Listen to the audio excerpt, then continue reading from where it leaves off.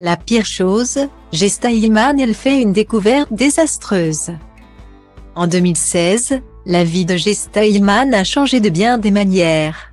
Cette année-là, elle était révélée au grand public en participant à Koh Lanta. Sur le tournage de cette émission, elle a rencontré l'amour de sa vie, Benoît Assadi.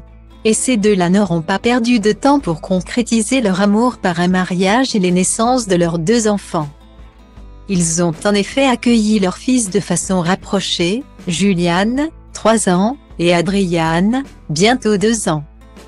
Les deux bambins comblent évidemment de bonheur Gesta Iman, mais ils lui prennent également beaucoup d'énergie, comme elle l'a déjà confié sans tabou lors d'un podcast. Il y a également des périodes plus difficiles que d'autres. Récemment, la jeune femme était par exemple bouleversée après avoir traumatisé malgré elle son aîné Julian. Et ce lundi 17 janvier, elle a annoncé en story Instagram avoir essuyé un nouveau coup dur. À savoir, la découverte de poux.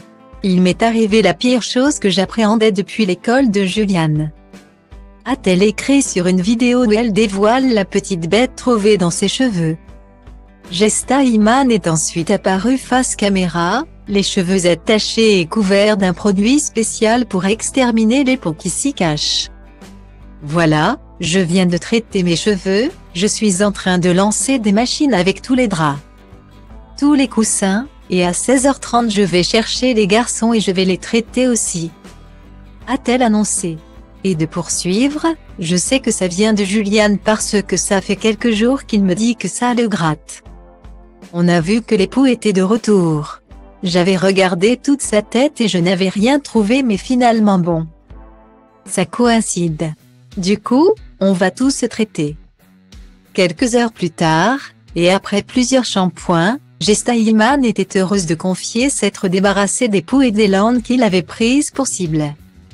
Elle s'est par ailleurs réjouie de l'amélioration des produits contre ce fléau au fil des années, par rapport à ceux qu'elle a connus et qui puaient selon ses souvenirs.